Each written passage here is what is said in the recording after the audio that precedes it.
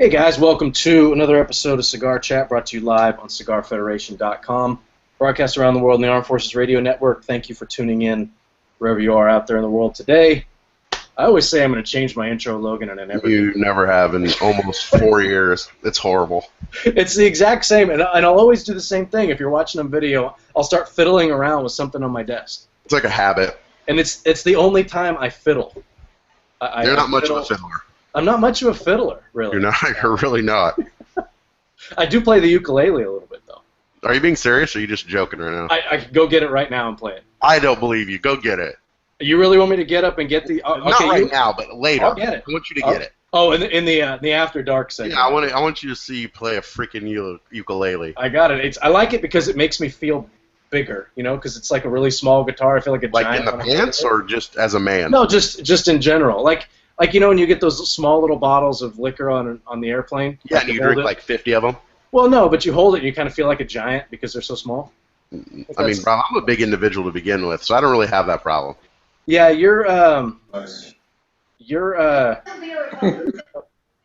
somebody just joined in. Who was Francisco? I'm not sure. I will just keep it muted. How did that happen? I don't know. Now I'm totally thrown off track. I'm totally like, who is this fella? Sam, I thought it was like your cousin or something. I'm gonna go ahead and remove him from the show. Yeah, just and I'm gonna have John start this over. No, we're fine. He'll cut all this stuff out. Anyway, go. So I do play the ukulele, and it does make me feel like a larger individual. And you are a big guy. You're not super tall, but you're stout. Yeah, you know these Irish people. You know. You're stout, and just to keep it in on topic, I'm actually drinking a stout right now. Nice. Draconian Imperial Stout. 8.75% alcohol by volume. I just started, so it hasn't really affected me yet. Anyway, we'll get back to the topic because nobody really cares about any of this stuff. No. We've got Willy Herrera joining us today, master blender for Drew Estate Cigars. Willy, thanks for taking the time, man. Appreciate it. Anytime, man. Thank you for having me. This is the first time that we've had Willy on the show. We've spent some time with Willy down in Nicaragua and had some interviews and things at IPCPR. So we've definitely had a chance to speak with him, but this is the first time we've had him on the show, so we're excited to do that. A lot of stuff to talk about. We got a lot of questions. So you've been give us kind of just an overview of your career in the cigar business. I mean, you've been with Drew Estate for a few years now, but let everybody know what you were doing before then and kind of what has led you to this road. Well, before Drew Estate, I was running the factory, family's factory in Little Havana, El Titan, the Bronx. Started there back in 2000 and full time. I started there around 2004, 2003-ish is when I started there full time. I was always involved with the factory, and the biggest issue that I had there when I started was, it was very different from how it is now. We have about 14 rollers there now, tobaccos from everywhere, compared to how it was when I was there. We had basically, 3 or 4 different tobaccos. We had some Dominican stuff, Nicaraguan tobacco, and 2 different wrappers. 2 rollers, of which neither one really was a blender. And you have to remember, this factory started during the boom. Mm-hmm. So, number one, you didn't have a lot of tobacco variety for you to pick from in Miami. And 2, being a new company, a new factory, there just wasn't a lot of relationships at that time with people outside of the United States that grew tobacco. Had no connections in the Dominican Republic, no connections in Nicaragua, Honduras, so on and so forth. So basically, when I came on board full time there, we had two cigars. We had a Connecticut and a natural. And I couldn't smoke either one. I didn't like them. And so I would always bring in cigars that I would buy in stores, you know, at shops. And needless to say, they didn't like that very much because why was I smoking other people's cigars, having all the cigars I could smoke in the factory? So I had two choices: either keep dealing with the nagging or have something made there that I was going to enjoy. So I decided to start playing with tobacco, start blending stuff, start learning about the stuff that we had there, because I had never done that. I was always involved, but never in the blending side. You know, I was there to the extent of, you know, look at the cigars that were being made, you know, more of a quality control type thing, packaging, marketing, that type of, never really the manufacturing part. So, man, I started playing with tobacco, and I started just, well, first I learned how to make a cigar. Once I've learned how to make a cigar, how to do a bunch, how to put it in the mold, how to pass wrapper, then I started playing with the tobaccos that we had. And I started to make a lot of stuff that I like to smoke. And the factory was in Little Havana. So at that time you had Ernesto Carrillo's factory, La Gloria Cubana, across the street. And right next to them was Reyes de los Habanos, Pepin's factory, where he started. Mm-hmm. So we had a lot of traffic, a lot of people, buses would park twice a day. People would get off, would come across the street, would go to all the other factories. And I started to, you know, I would greet everybody. And after talking to the, you know, to the people 5 minutes, I kind of got an idea of if they knew what they were talking about or if they were just, you know, your vacation or just looking for a gift. Sure. So those guys that I figured they knew what they were talking about, or they would tell me they owned a store or they worked at a store, or so on and so forth, I would go to the back and grab some of the stuff that I have been working on and give it to them and get their feedback. Well, that led to a lot of shops then calling 2 weeks later, inquiring about that cigar that I gave them. So we started doing a lot of private label or house cigars for a lot of shops. Then that grew into some of the some new brands that wanted to come out, as well as some existing companies that already had cigars that wanted that boutique Miami-made cigar. Because during that time, Padilla's 1811 was super hot. Tatuajes that were coming out of Pepin's place were super hot. The Don Pepin Garcias were super hot. Anything that was coming out of Miami was real, real hot. And they were pretty much maxed out on, you know, they couldn't keep making stuff for people. So people started coming over to El Titan to inquire about having a cigar made. And that's really how everything started, you know, through a lot of those brands that I was doing for a lot of those other companies or other stores. Word was getting out of the stuff I was doing, stuff I was blending, the buzz. And that's pretty much how John started paying more attention to the stuff that I was doing. Mm-hmm.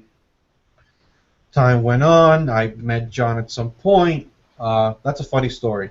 I got to tell you how I actually must hear it. Him, which I'll tell you that story now. So, yeah, John one day, you know, called me up. We had dinner and asked me what I thought about joining Drew Estate and basically doing what I was doing at my factory here at a larger scale and develop the traditional side of cigars for Drew Estate with my style, not changing anything to the Nicaraguan style or the Drew Estate style of making cigars. You know, he wanted me to continue making cigars the Cuban way, the same way I was making everything here in Miami. And here we are, man. 4 years later. It's you. So you went from small factory, and you saw that kind of start from the beginning, and then you jumped in on to Drew Estate right when they were adding on to their first factory and adding on to that. So you went from kind of one extreme to the next. Absolutely. Absolutely. Not only in size, but in tobacco. Yeah. By the time I left, we had a lot more tobacco than when I first started, different people, but nowhere near what I encountered once I went to Drew Estate.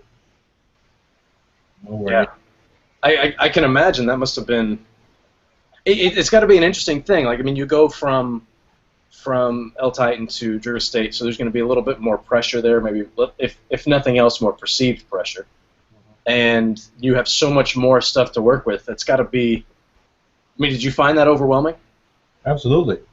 That's why it took so long for the first brand to come up with a blend, man, because there was so much tobacco, so much stuff to work with, that I really had to narrow down first what wrapper I wanted, because if I would have started just playing with all the wrappers we had, I'd still probably be coming up with That's awesome. And so for the folks listening who may not know, the first blend that you produced for Drew Estate was the Herrera Esteli. Right. And since then you've done the Herrera Esteli Norteño and the Undercrown Shade. And did I miss anything? The limiteds in between. Yeah, the limiteds. Yeah, the limited. Sorry, go ahead. It was the Herrera Esteli core line. Mm-hmm. Yep. Then the Herrera Esteli limited Lancero. Mm-hmm. Yep. Then the Norteño.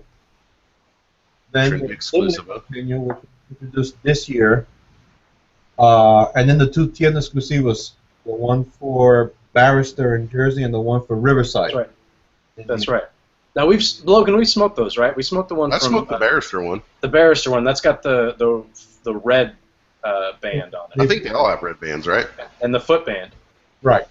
Yeah, and that was a smaller one. I smoked one. I still have one of those left, but the one for Riverside I haven't smoked. I haven't smoked them. They're both totally different cigars. Now Riverside, that's Jeff. That's Jeff, right? Yep. And his bar Match. Is that what it's called? I don't remember the name of the bar. I think so. Yeah, he's a cool guy. I've had some interactions with him. He's a really cool dude. And you got, is Sam still back there? Yep. Yeah, Sam, everybody, we see you creeping back there. You got to wave and say hello. Great. What's going on? That's Sam Morales, another member of the Drew Estate team, and he gets the pleasurable job of dealing with Logan on a regular basis. I'm nothing but rainbows and sunshine. Yeah. If you haven't figured out by now, take everything that Logan says and just believe the exact opposite. That's not necessarily true. It is for the most part. Rob's a great person. Oh, yeah, he's horrible. It's a pretty safe assumption No, that you're going to end up on the right road. True. So okay, so Willy, so this year you've got the Underground Shade. That's your main thing. That's your baby. Let's talk about that a little bit. That one's a question from there's a question from Bob Dog here, and Bob Dog somehow always gets the question that has the most upvotes. I don't know how many accounts Bob Dog has and how many times he's voting for his question. I think he's just full of crap. He must have like 5 or 6 accounts because he's always right at the top. It's absurd. Always. But he always asks good questions. So he says, when you were blending the Underground Shade, was the thought process that the cigar market needed a cigar to bridge that gap between some of the stronger cigars and some of the more mild Connecticut's, and maybe more specifically that gap being in the Drew Estate portfolio, maybe not the cigar market as a whole. And were you worried about how it would be perceived? Because this is a big difference. It's a big leap, I should say, from what Drew Estate has done in the past.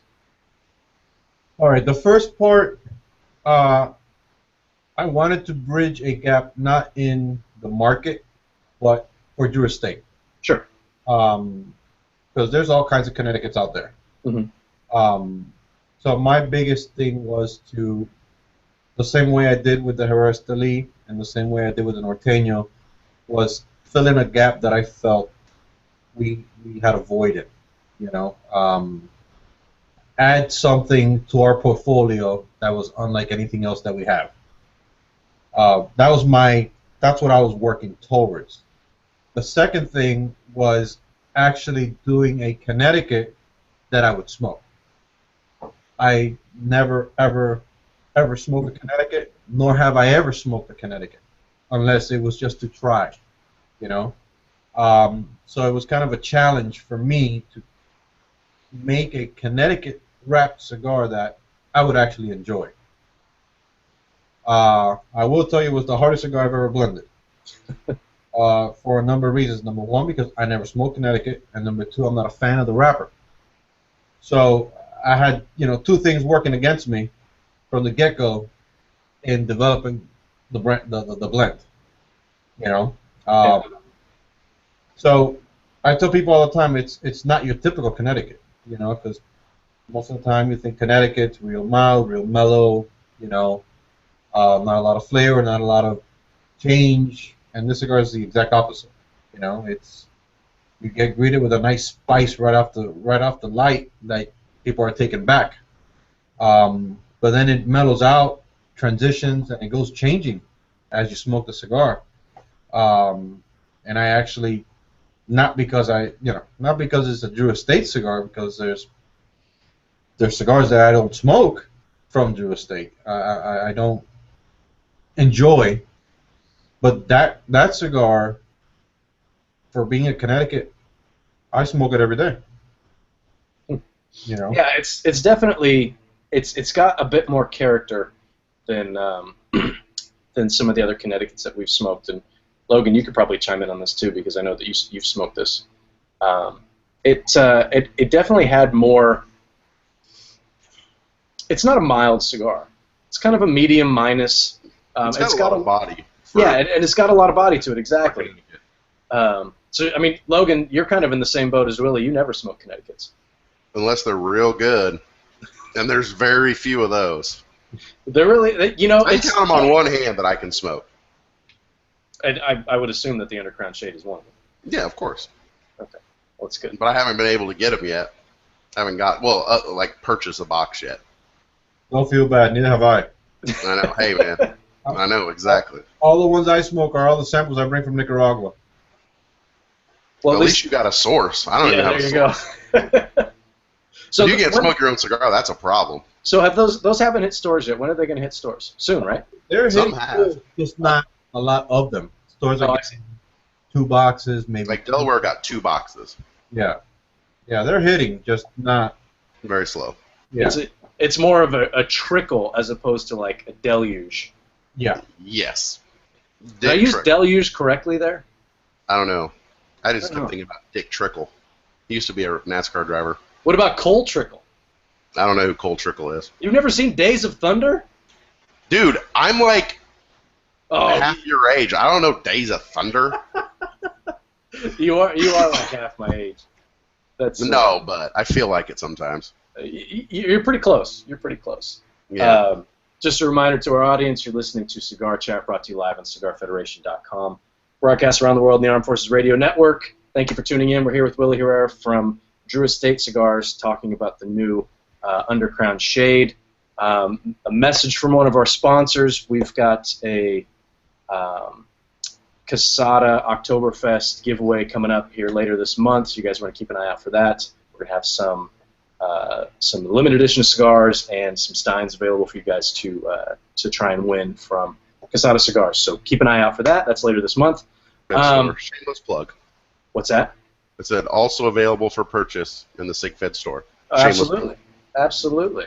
There's no shame in our game, man. Logan, I'm just going to keep going down these audience questions. Just go it, man. The audience never gets to talk, and I kind of, I'm kind of resting my throat for Mexico tomorrow, because it'll be the first time that we'll be away from the baby for more than 5 minutes, and I'm saving my voice, so I have to scream at my wife to tell her to quit crying, because she's going to miss the baby a lot. You are just a big teddy bear, my friend. I'm husband of the year. That's what I've heard. So when your wife says something like that, you should use the same advice that I gave the audience and just believe the exact opposite. You mean like? By the way, I just want to say for the record, I know this is off topic, but remember when we were talking IPCPR, we were talking about how I'm such a crap bag, and I my wife will you know, be like, man, I feel fat, and be like, well, go do something about it. Like I just have no filter for that kind of stuff. No filter. Exactly. No filter, just raw dog in it. And you said, Logan, you need to do more of the kissy winky smile emoticons. And I have to admit, Rob, it is, I mean, awesome. I've changed your life, man. No, you really have. Like, I mean, all I got to do is just during the day is just hope she's not listening. Is just wing one of those. And the world is right, my friend. I mean, if you listen to your wife and let her know that you're thinking about her, she's going to be very happy. It's simple. Oh, dude, it was awesome. It's very simple. It's very simple. But this is not this. You. Normally, I'm the one who takes us off topic. I'm going to bring us back. We got another question here. This one's from Mark Van Sledright. This is also about the Underground Shade. Now, Willie, you talked about blending with the Connecticut. This was new for you, taking you outside of your comfort zone a little bit. And you know, he asks, did you find it difficult? We talked about that a little bit. How many different blends did you go through before you found the one that was right? How long did it take?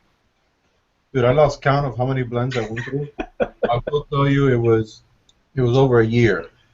Okay. Lord. Something that I was going to enjoy. Wow. Yeah, over a year. Sorry. I keep talking the exact same time you're talking. I apologize. I have a question. How do you? I mean, if you're really blending for a year, and let's just say there's a new sample every day. Let's just assume 365.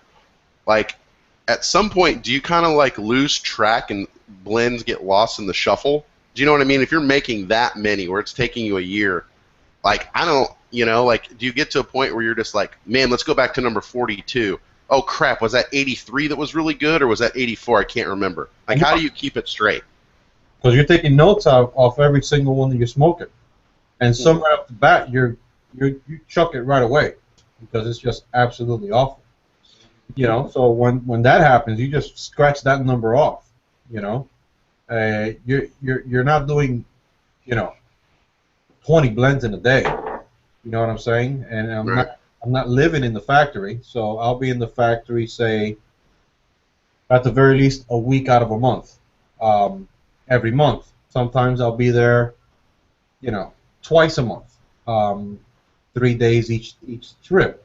So, you know, every trip I was down there, I would do 5, 10 different blends. And then you smoke them right off the table, see how they are. Some you don't even have them made. Others, then you go ahead and you make them, and you got to wait 30 days, and then wait 45 days. So it's a process. It's not like as soon as you make it, you know, okay, this is the one. You still have to wait for the cigar to mature and be ready for you to make a decision. You can't make a decision with a blend right off the table. That's why it takes so long. Yeah, so I mean, you got to think about it. For every one that you're blending, let's just say for each batch, maybe you do 10 at a time, and for those 10, you're waiting, like you said, that requisite 30 days, 45 days, 90 days, whatever the case may be. Right. That time adds up quick, man. It does. That adds up quick, especially when you're working with something that's, like you said, it was outside of your comfort zone. So there had to be, I can imagine, from, you know, sample number 1 to sample whatever 100. It had to be a completely wide range of outcomes. You know, I mean, now I'm gonna follow up with a question that is not really related to the Underground Shade, but in that process, when you're going through, let's use the Underground Shade as an example. Let's say you came up with 150 different samples that you smoked through, and you settled on sample number 76 or whatever. It doesn't matter. Out of those 150, there had to be maybe another 20 that were contenders, right? Sure. I mean, does that stuff?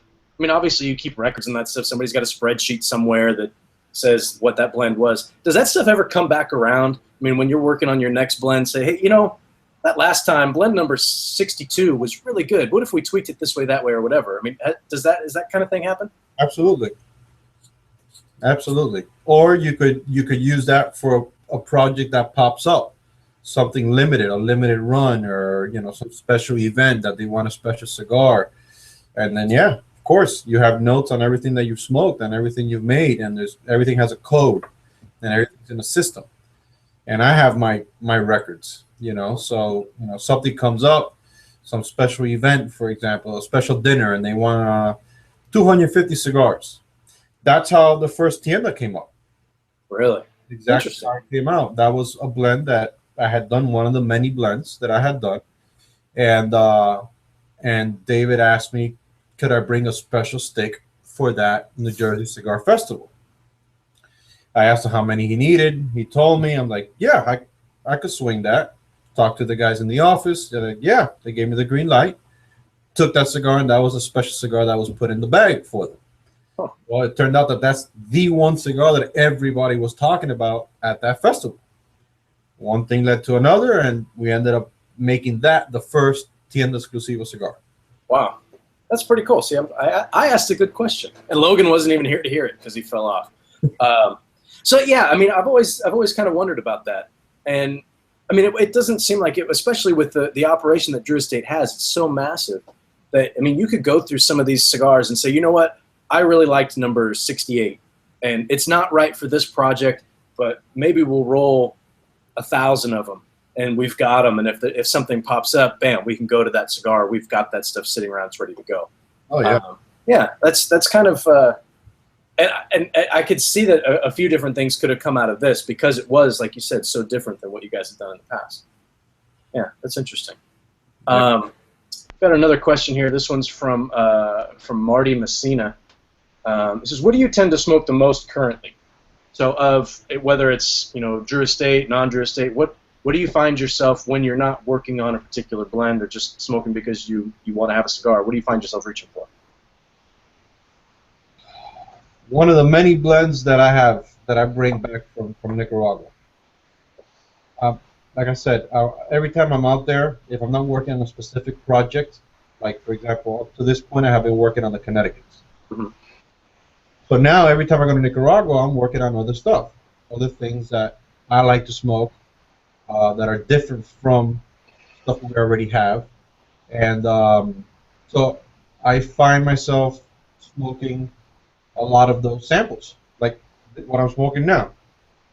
This is a test band, and this is another test blend that I made, and so I'm always smoking cigars with these white bands with codes on them to see how they go smoking with time.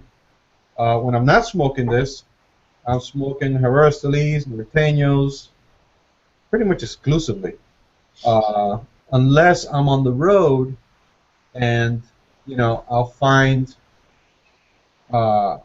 cigars that are not accessible in Miami, Mm-hmm. and then I'm buying that and I'm smoking that. You know, because the shops here are very different from the shops up north. Okay, interesting. So I don't always find hard to find stuff, or it could be common for you guys. But they're just not common down here in Miami. So I'll find myself smoking a lot of that stuff, you know. Interesting. So you're always working. That's what you're telling me. You're always working. I'm always tasting new, trying out new blends. Yeah, pretty much nonstop. Yeah, that's not a bad gig, man. That's not a bad place to be. Hey, I'm not complaining. No kidding, right? That's not too bad. No, when you talk about, you know, your different shops and going to different places, that's one thing I've noticed. I've become more of a beer geek lately over the past, I don't know, year or so, and I see these different. You don't find any of that here in Miami. No, well, they don't do it. You don't have many breweries down there. Huh? The weather probably doesn't really. Even in the liquor stores.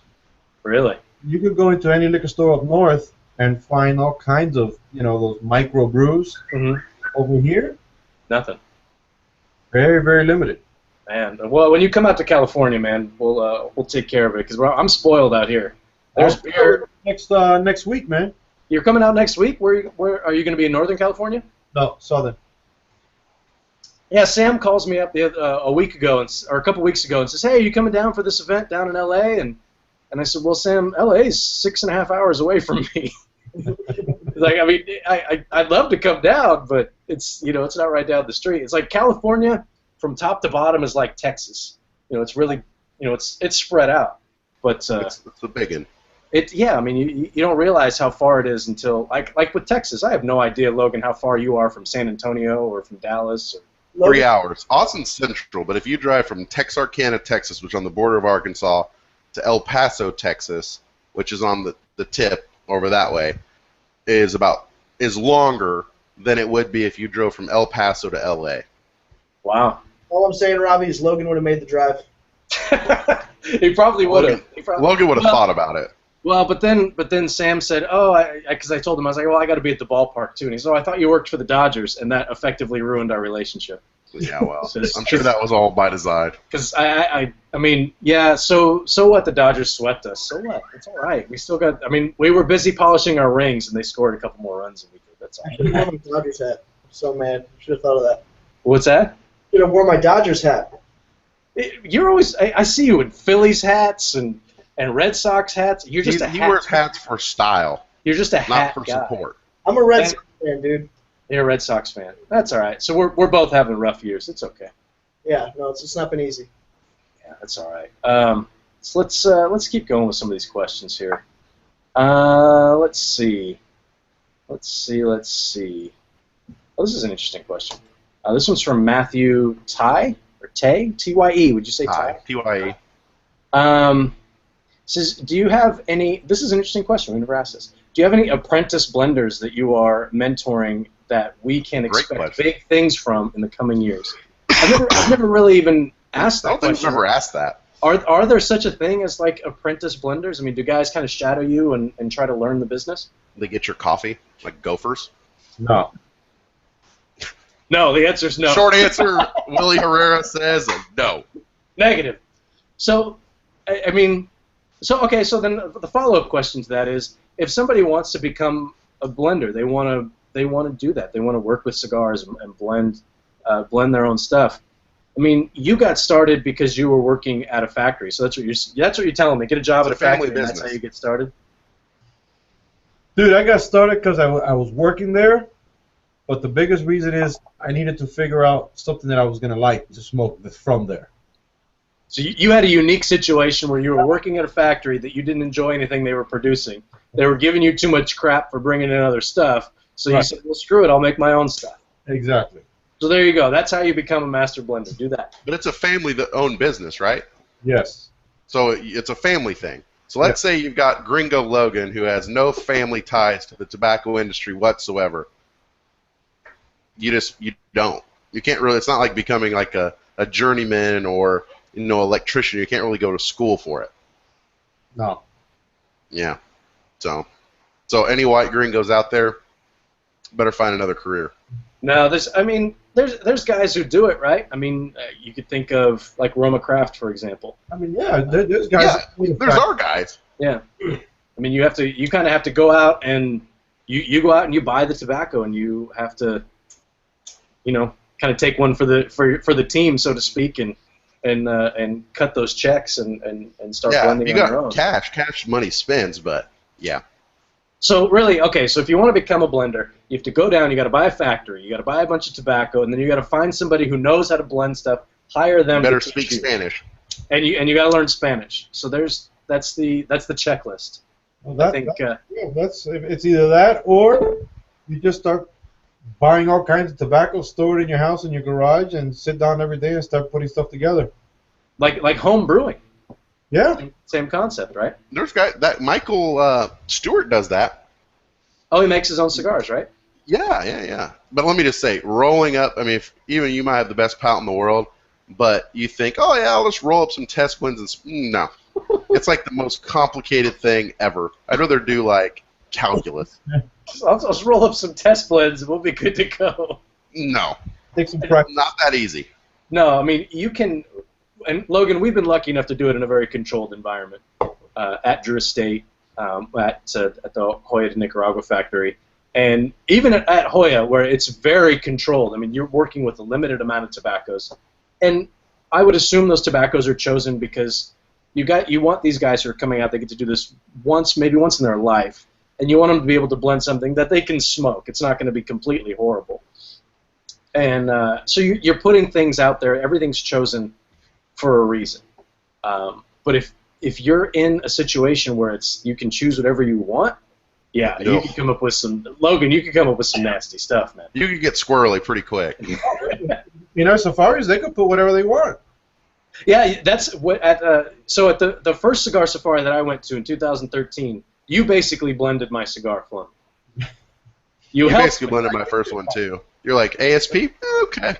No, I just no, let it. I asked for your help. You didn't bully me. I don't mean it like that. Everybody's over there doing their own thing, and I'm sitting here looking at this tobacco, and I'm thinking, what the hell am I going to do? I mean, I feel like going down there was a media trip. I felt like I could talk about this stuff a little bit, and then we get in the room, and there's all these different leaves everywhere, and I'm just like, I got nothing. I didn't know where to go. And then Willy's sitting over there on the side of the room, and nobody wants to talk to him. I don't know why. And so I just went up to him, kind of sheepishly said, "Hey, can you help me blend my cigar?" Because I really wanted to do something that was along the lines of the Herrera Esteli in the Lonsdale size stuff. I love that cigar. I absolutely love it. And what we blended turned out to be pretty good. I still have a couple of them left, so it was a lot of fun. Nice. So yeah, if the moral of the story is, if you go down on a cigar safari trip, don't be afraid to ask for help, because that's what everybody's in there for. And otherwise you're going to come out with something that's funky. Logan, have you smoked your safari blend from this year? I think I might have smoked one like a couple days after I got back, and it was funkified. And I just kind of let him sit there for a while. It's because we're coming up. It's been about 100 days, I think. Yeah, I mean, you got to give them a while. Since they were But little. it's one of those things you don't even want to smoke because there's only 10 of them. Yeah. So like you're kind of very judicious about, oh, I want to trade you for one. Well, you better be packing some heat, son. You better be bringing something real good. I've actually got one of yours from. I know, because I am a very generous fellow. But I sent you one of And I mine. have one of yours. I have one of Surgeon's too. The one that you've got from me, that's the one that Willy helped me blend. It's true. See how it all comes full circle? Okay, so let me keep going through. We got some more questions here. This one's from Abe Pineda. I'm gonna go Pineda. I'm gonna put the That's new. I'm gonna put the tilde over the end. I'm not sure if it's supposed to be there or not. Could be Pineda. I'm thinking Pineda. He says, it seems like you're a big fan of the San Andreas wrapper. Do you plan on working with Broadleaf anytime in the near future? Already am. So that's a yes. Yeah. So that's happening. That's happening. That's in the works. In the works. Do you care to elaborate on that anymore? No. No. Willy Herrera says no. The king of the one-line answers. I love it. Nope. And I'm also working with the T52 Habano, Connecticut Habano. Oh, Actually- interesting. That's this. Oh. And it's funny, when you showed that earlier, you didn't cover the band, but that time you did. So we couldn't, not that anybody would know what the code means, but even if we did, we couldn't get it. So that's the kind of stuff that we notice, Willy. We notice that stuff, man. You mean like that?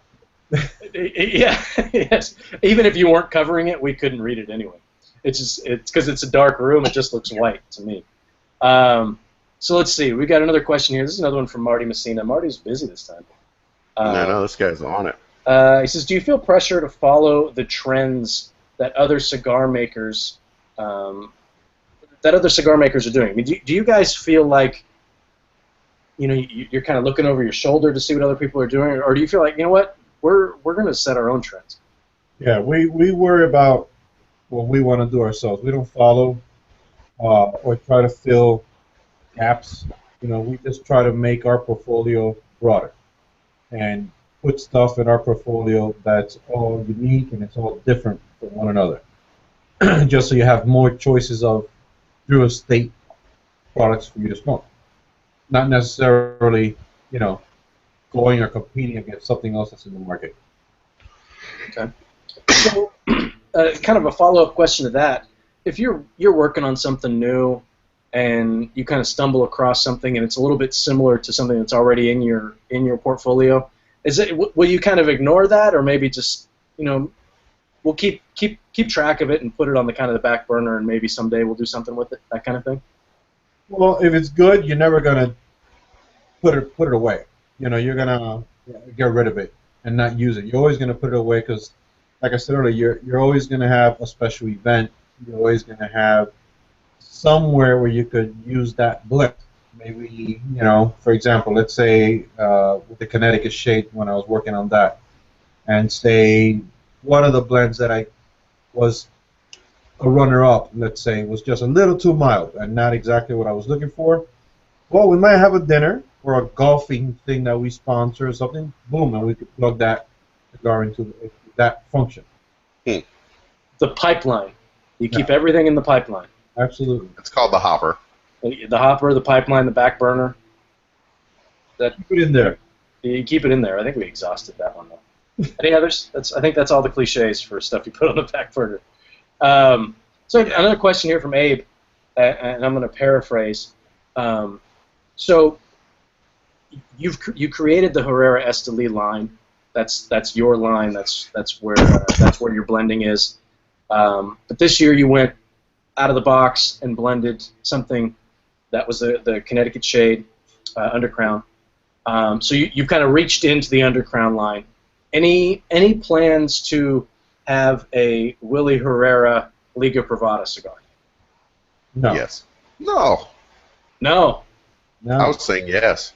I heard you say yes. You said yes the same time he said no. It's not to say that I won't do a Liga Privada, another Liga Privada, maybe with Brazilian Matafina or XYZ wrapper, but it won't carry the Herrera Esteli. Privada, Liga Privada. That's maybe I asked the question in a confusing way, but so in the future we can look for potentially an extension to the Liga Privada line, the Liga Privada number 22, that is blended by Willy Herrera. Correct. Oh, okay. So it is a yes. Yes. Yeah. I think that was my fault, Logan. I think I asked the question I got squirrely in my head. I think I got a little squirrely. That's good. I'm glad we asked that question because I've been looking forward to that addition to that Liga Privada line. It's a sexy line of cigars, man. It really is. It's that line that once you get into cigars, when you start getting really into it, that's the kind of those are the cigars you start seeking out. Man. I mean, obviously they've been very successful, but to see another addition to the Liga Privada line, that would be pretty cool. Yeah. And again, that's another one of those things that I'm working on. I have been working on, with other cigars that would be added to the Liga family. Line extensions, different sizes, all sorts of stuff. I know I can always count on you for a Lonsdale, man. I know that's my size, and I always can count on you for one of those. So there's a Liga number 9 in a Lonsdale. I don't think I've ever smoked that size. Oh, it doesn't exist. That's just one of the samples. One of the stuff. Then there you go. That's why I've never smoked it. Hey, Logan, you have a mute button for when you're going to cough. I know, but I just don't care. Awesome. Let's just be honest. Let's just be honest. Our listeners on the Armed Forces Radio Network really appreciate that you take the time to press the mute button. No, I absolutely do. I know. We got another question here. They have so many questions. I need to pick up the pace. This is from Sean Tucker, and I don't recognize Sean Tucker's name. That's a new name. He's a new name. When you're developing blends, do you have a specific order you go in while you're building the cigar? Do you go with a wrapper first, or is it more of an inside-out type thing? Like where does that start for you? Wrapper. Wrapper first. Yeah.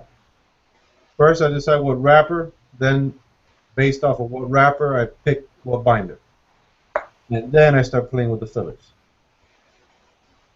Okay. Is there people do it the opposite way? I don't know. You don't care? I don't.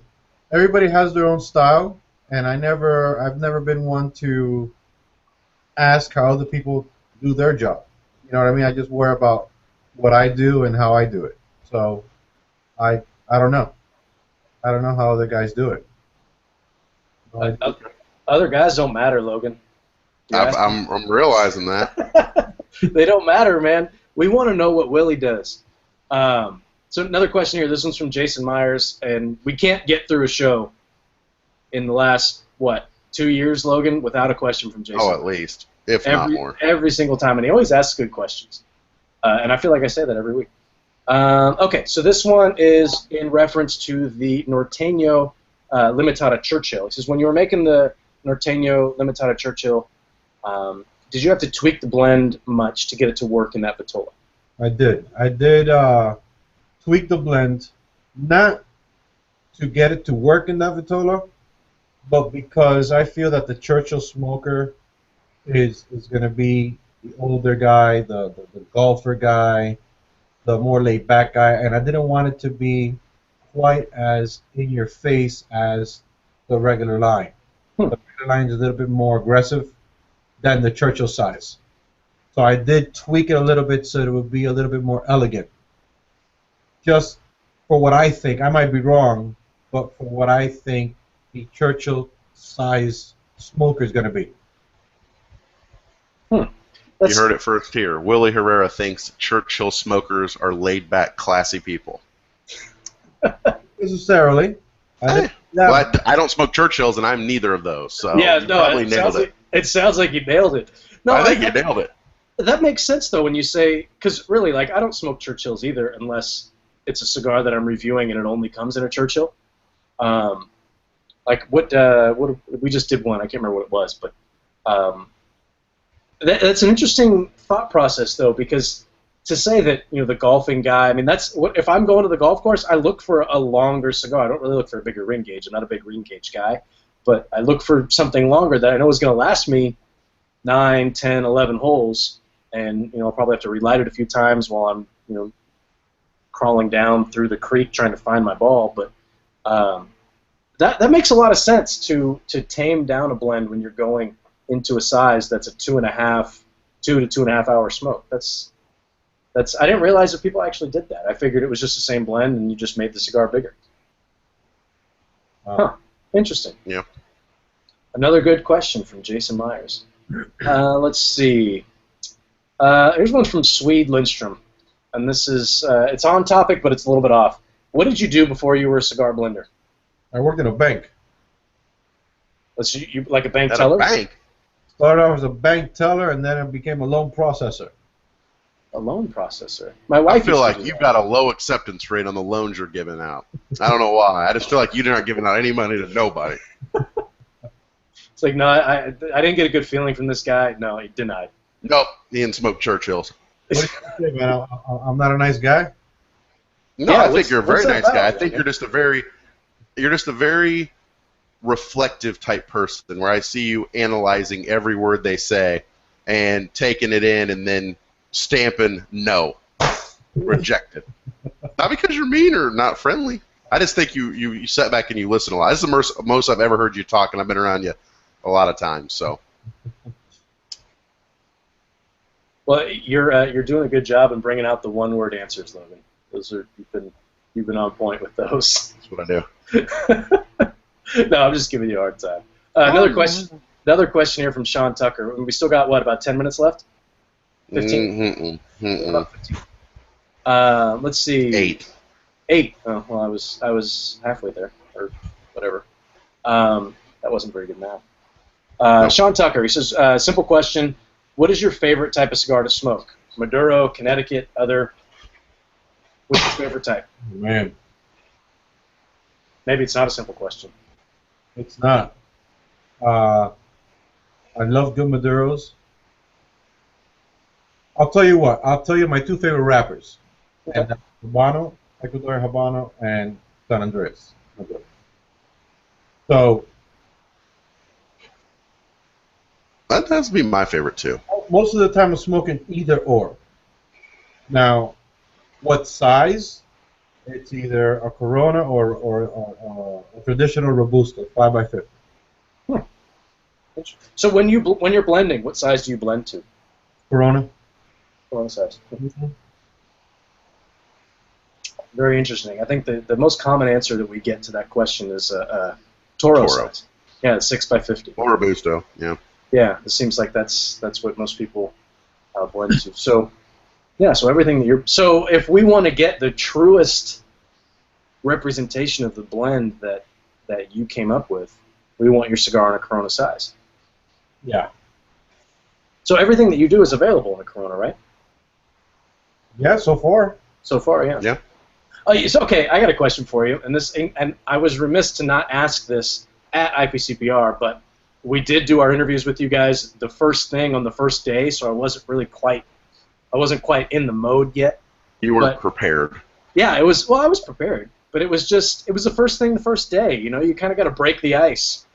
And, Oh no, you just jump in. Well, this is what we did. We just jumped right in. We didn't put our toe in. We jumped right in, right in the pool. So in the interview, I asked you about the Connecticut Shade undercrown. What sizes it would be available in, and you said it will be available in all the sizes that the regular undercrown is available in. Now, the regular undercrown is available in a pig. Everything is pig. So will the Shade be available in a pig as well? No. It will be available in every size except the pig. Except the pig. Okay. For now. Now, it has been blended, and there are samples of the pig in the Connecticut. But Interesting. as far as I know, that's not going to be available for sale right now. As things stand, it's not available anytime soon. As things stand, or as far as I know. Okay. Better. So how much are you in the know, Willie, is the question. Tobacco and blends, I have all to know. Other than that, I don't get very involved in sales and all the other technical stuff. Leave me in the tobacco world, in the factory. I'm going to read between the lines there, Logan. What about you? Yeah. Yeah. Yeah. I think it's. I see it in the future. I see it. I see it coming.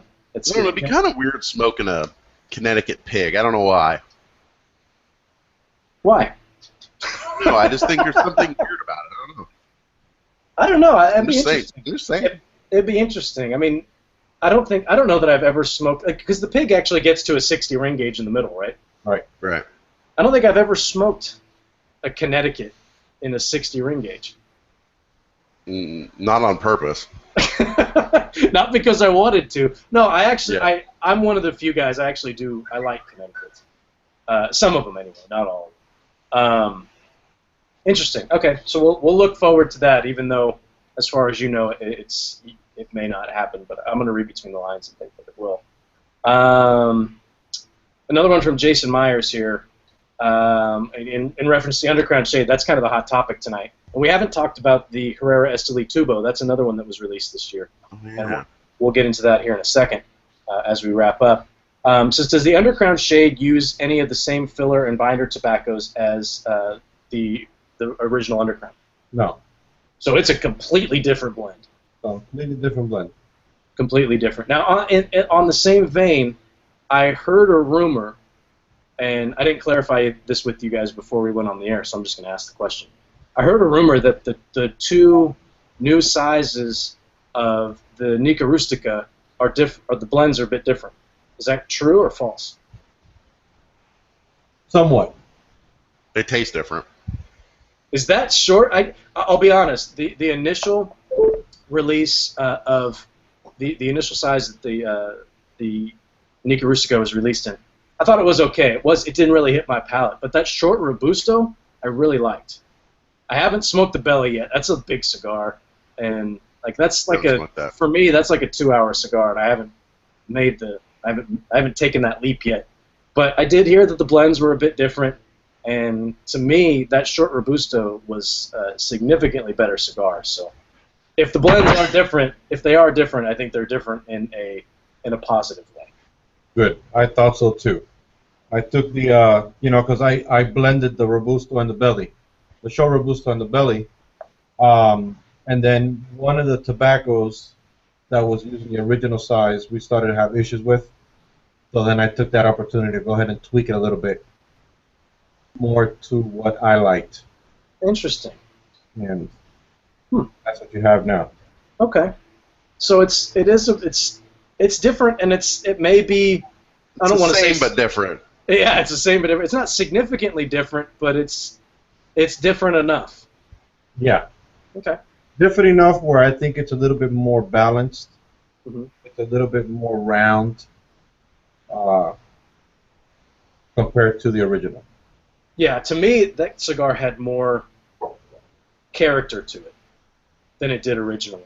Right. I mean, it still has that rustic appearance, and it really does have kind of a rustic flavor profile, really. But it was just a bit more, and I don't know what the right term. Round is a good term, where it really felt like everything fit better. Right. Yeah. Interesting. Okay, so we're right up against it, Logan. We got, what, a few minutes left? Yeah, not much. So, Willy, we haven't talked about the Norteño Tubo. Tell us a little bit about, or not the Norteño Tubo, the Herrera Esteli Tubo. Tell us a little bit about that. With the Herrera Esteli Tubo, it's the same blend as the original, as the core line. It's just a new size. It's the Toro is a 6x50. And because of that size, it smokes totally different from everything else. And I really, really enjoy that size. Another cigar I can't get my hands very many of those in my hands either. You know, the ones that I do have, that I do smoke and I have, are the ones that I bring back from Nicaragua. Isn't it funny? Well, they're just like, you know what, Willy, we need you to blend this. And now that it's done, they're like, okay, yeah, but you can't have any. You know, we got to hear you guys first, man. There you go. Good answer. Good answer. No, that is one of the cigars that I feel like you can really get a very different experience with each individual Vitola. I mean, every cigar, it's going to be a little bit different, but for that cigar in particular, I feel like you get real different experiences from the different Vitolas and the way that you tweak those blends to accommodate those sizes. So I'm interested. For me, that Lonsdale, that really can't be beat. That's one of the cigars that is always, I've always got 10 to 15 of those in my humidor at all times. And when I get close, there's an alarm that goes off, and I have to go order some more. Or go down to my local shop and pick them up if they have any in stock. But, yeah, that size is really the one for me. But I want to try that Tubo. Logan, we have time for one more question? Sure. I don't know. I'm looking. I don't think so. No, we do not. No, we don't. Okay. So, Willy, on that note, we're right up against it for our Armed Forces Radio segment. Really do appreciate you taking the time and answering the audience questions and putting up with Logan. And ha ha har har. No, it was actually kind of nice. You dropped off for a while, and I know, it was awesome, wasn't it? I've been picking on you a lot today. I could care less. I'm going to Mexico tomorrow. You are. Where in Mexico are you going? Undisclosed location. You don't need to know. Undisclosed. Okay. I've only been down. My wife and I went a couple of years ago to Playa del Carmen. That area. We're going to Cabo. Okay. Yeah, so it's the same thing, more or less. Not really, but other no, side that's of the country. Cancun. It's not Cabo. Cancun is. Yeah. Anyway, that's not even close to the same. Anyway, that doesn't matter. Nobody cares. Guys, thanks so much for tuning in to another Cigar Chat. Really do appreciate it.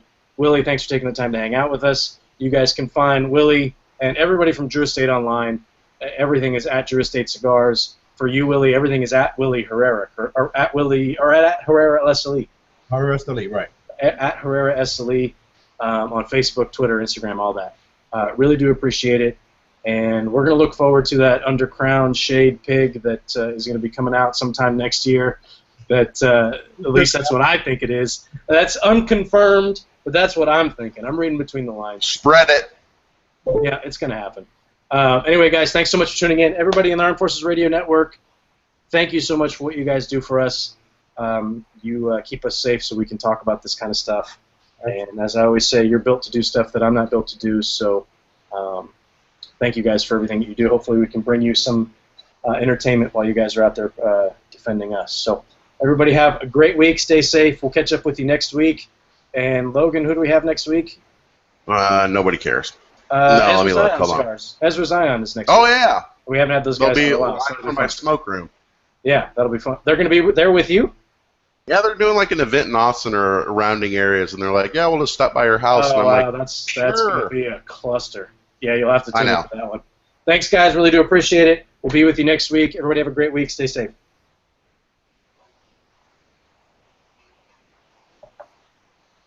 Hello, everyone. We're back. I wasn't I know you were. That's why I do it. It gets some giggles.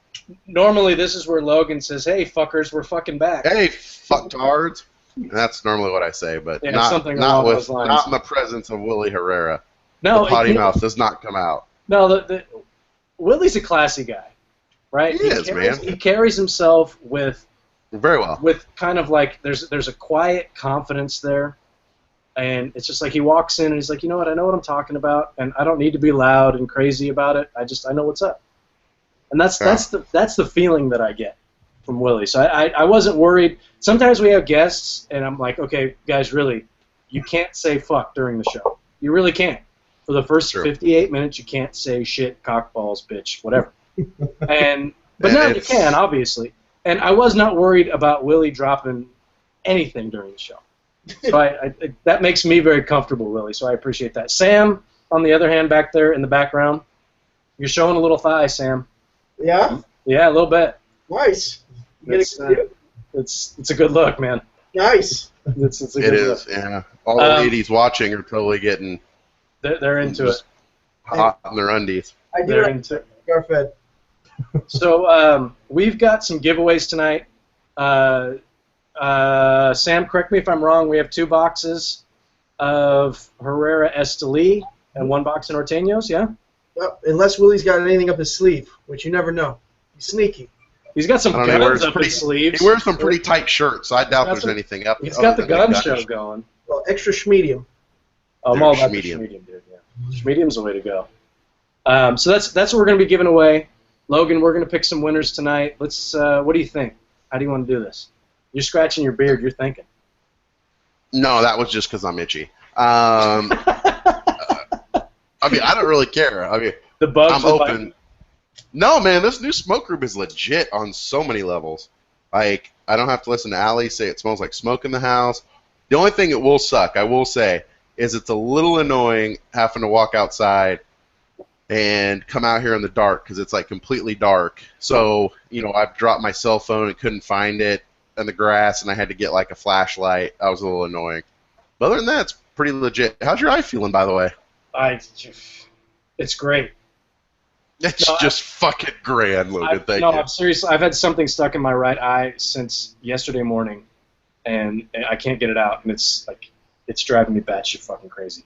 Yeah, I need to not think about it. But let's have people name your new smokehouse, your new smoke room. Ooh, let's do it.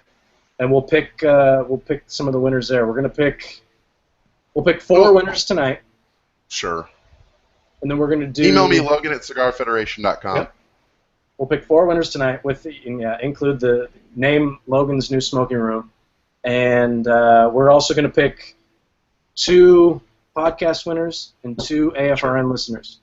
Those guys email me, Rob at CigarFederation.com. In the subject line, put Willy Herrera AFRN or Willy Herrera podcast, and also tell me what you think we should name Logan's smoke room. And if you're in, if you're emailing me from the somewhere overseas, armed forces, let me know how I can get cigars to you, an APO or an FPO, whatever the difference is. I don't really know. I'm throwing in my name for Logan's smoke room, the frat. What is it? The what? The frat cave. The frat cave? I was thinking about calling it the cunt castle. You know, because I'm just a big cunt. I don't think you can top that, man. No, the cunt castle. I mean, dude, it would be awesome. Oh. Rapunzel? Way at the top. I could be like Rapunzel, you know, like the hair could be like up into the cunt castle. You know what I want to do, like a dream of mine, is I love how British people can get away with calling people cunts. And, like, that's, like, acceptable word, like, you know, you dummy. That's the Australians, bro. The British folks be doing it, too. Yeah? Well, you know. Yeah, well, either way, they're all the same. They were all under the, the British Empire. In Australia, like, dude, it means, like, good thing. Really? Calling someone bro. Really? Calling them what? Like bro. It's like calling them bros. Yeah. Oh, really? Like you cunt? Huh. But like, I just want to go into a meeting and just start calling people cunts and them not to be offended. Like that's a dream of mine. Now, wait a second though. Can I point something out here? Sure, Rob. If that day does ever come, then you're gonna find a new word that you're gonna want, because all of a sudden cunt doesn't hold the same. I don't know. There's not much better words than calling someone a fucking cunt. Well, but a lot of that is because of the reaction, right? Well, yeah, because I mean, you might hear like shit in a meeting or you fucking dummy, but you never hear unless it's just like you know what's awesome. never. This is what's awesome. I need to explain this to the people on the podcast. Willie just got up and left. He just burned out. Quick bathroom break, real quick. Willie just got up and left. Logan keeps saying cunt, and Willie gets up and leaves. No, I'm curious to see what some of these names are. I like the cunt castle. That's aggressive. It is. And then when you say like, that's aggressive. Well, I don't know what I would call it. You could call it the cunt cannery. What about the disgruntled dungeon? Mark or Rob, listen. When it comes, I don't know why I called you Mark. I was like, I was gonna say when it comes to marketing, Rob, this is not your forte. Like the disgruntled dungeon versus the cunt cave in a battle, cunt cave wins. Oh, it's I like cunt cave better than cunt castle. Mixed and mashed versus dinks with drinks. He's stealing our swag cave, which is where we're at right now. You're in the swag cave? We're in the swag cave. This is my desk. Are you actually? That's where you work from. Yeah. Why don't you get into the big chair so we can see you? Huh? Weren't you just in Nicaragua like a day ago? I landed 3 hours ago. I told you, this guy's all over the map, man. All over the map. You should follow him on Facebook. I do. That's how I knew he was in Nicaragua. Get into the big chair, Sam, so we can see you. Get in the big chair? Yeah, why not? Willie just got back. Oh, he'll sit on your lap. Logan at CigarFederation.com. Name of my smoke room. So, Sam, of all the places that you visit, you travel a lot, right? What's your favorite place to go, other than Nicaragua?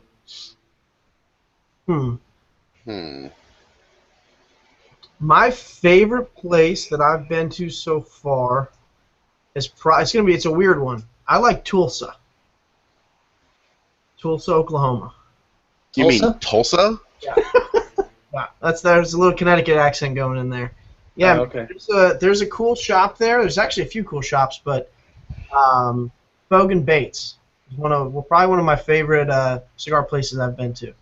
Cool. Enjoyed that shop. Got to go to Outlaw. Nice. Which is a nice shop as well. But I just like the vibe there more than anything. The vibe of that area. It's kind of cool. They're building it up a little bit. But kind of there's a nice little whiskey bar there. I mean, it's just a cool town area overall. Interesting. But other than that, I mean, I like Nicaragua because I get to turn off my phone, which is nice. You know? It's true. That is true. Yeah, so Logan can stop bugging you. Logan can stop bugging you. Yeah, I see how this works now. Willie's back. Willie's coming back. Yeah. So Willie, what would you call my smoke room? That's a good one. What would you call a smoke room? Oh man, I'm not creative.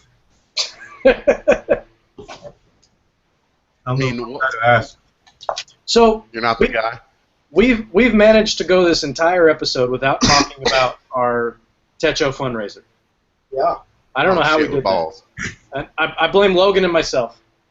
I do take responsibility for that. So, guys, we're doing a Techo fundraiser. If you follow Cigar Federation, you've seen it. You know all about it. I think it ends this week, yeah? On Sunday? Yeah. Yep. No. Tomorrow. It ends tomorrow? Yeah. Well, shit. Okay, so if you're listening to this on the podcast, it's already too late. Actually, no, the podcast will be up. So if you're listening to the podcast on Friday, September 4th, you can still get involved. They're $10 raffle tickets. We have like a metric shit ton of prizes. And serious, there is so fucking many. I had to buy Tupperwares to store this shit in. Like, for real. Like, serious prizes. I mean, we're talking about boxes of cigars that, I mean, you buy a $10 raffle ticket and you could win. And I'm not going to name the actual raffle that I got into, but I really did only buy one ticket. And I actually want to say it so bad. I actually won the grand prize, and it was a Drew Estate prize pack. Woo! It was. It was a box of Undercrown that was supposed to be signed by JD, but it wasn't. But that's okay. and it was a I got a this an invisible ink. This one here. This is the stinky ashtray. I think it's empty. It's empty. It's got the Liga Privada at the bottom. So I won that and a bunch of t-shirts. That ones were cool. And I only bought one raffle ticket. So you could, well, in this one you can't, like, there's a prize for the people who buy the most raffle tickets, but... See, we do this... Joke's on you, though, Robbie. It's not actually Underground. It's Logan's Cigar Safari blend. The one that wasn't very good. Yeah, no, this mine. I've heard a few years ago. Mine's pretty good. This was before Logan, and you know what, Sam? It might have even been before you. Really? How long It have was you been with before your you. state? It was before you. How long? 2 years?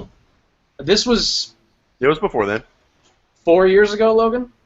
Yeah. No, it was at least 3 years ago. Yeah. Dude, it was before we even started our fundraiser, and this is the third year. Yeah. Oh, wow. That's So it like was 4 probably years 4 ago. years ago, yeah. Wow. Anyway, the point being, any raffle tickets you buy, you get a chance to win a prize. All the money goes towards building homes for underprivileged families in Nicaragua. We are actually going to go down there next year and put hammer to nail and really build these. Like, we're actually going to build these homes. Willie, are you going to be there with us when we're building these? Probably. You're going to be out? Sam? I will definitely be, yeah. Now, Sam, are you going to be just under the umbrella telling people what to do, or are you actually going to be out there doing it? That's Logan's job. I'm going to be with Logan. We've got these two directors. Dude, we are totally the foreman. Yeah, and I'm just going to direct people. Morales. We're going to be in charge of refreshments. So I mean, absolutely. I've already identified a Victoria and Tonya supply. Nice. I'm there for giggles while you're sweating your balls off, pounding nails into the side of a 2x4. Because you don't want me to make a house; it'll fall apart. That's why I have Jared do all my construction. That's what I'm saying. I want to be on Jared's team, and I'm actually gonna bleed while I'm building these houses. Now here's the thing: it all depends on how many houses we end up building.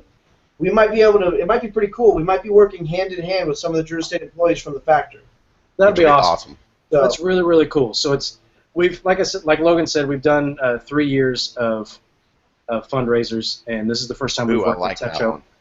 First time we worked with Techo in Nicaragua, so we're really excited to give back a little bit. Logan, you've got some answers to your questions. So go to CigarFederation.com, and you can buy some raffle tickets to enter to win some prizes. Logan, when are we giving the prizes away? Well, that would actually require fucking Matt Ross to fucking text me or call me back. So is it like next week sometime? Next week sometime. It won't be Monday. I'm shooting for Wednesday because I want to get it all decided and have a couple of days before I go out of town again. So. Okay. And we're going to do all the giveaways live, right? Yeah. Well, Matt does his whole little thing, so it's on the up and up. Just spreadsheets and just let him fucking deal. Just say go, Matt, go. Okay. Cool. So that's all going to happen next week. So yeah, try to get your donations in by the end of the day tomorrow, and help us build some homes and win some cigars for yourself. Logan, give us some of these. Let's pick some of these winners. All right, we got a lot of good ones. Just tell me which ones, because I got a lot. I've narrowed it down. One from Jared Gerlot, the Herrera Lounge. Not horrible. That's not bad. It's not bad. I mean, it's a little stupid.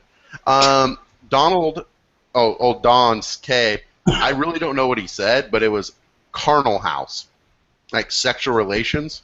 Shooter said the cunt cave, not the cunt castle. I like cunt cave. I like the cunt cave. Yeah. Hot Dog said the crusty cavern with a sign out front that says "Stay the fuck out." Yes, that's about right. That's a winner. Crusty cavern. On says Logan's Herrera lair. I like that. It's not bad. And then, I don't know who Junior Piena is, but he says, "Who fucking cares? It's a smoking room." And I was like, well, yes. It's kind of true. That's a winner right there too. Oh, and Matthew Ty says, "Metric fuck ton cuntorama." That's just too long.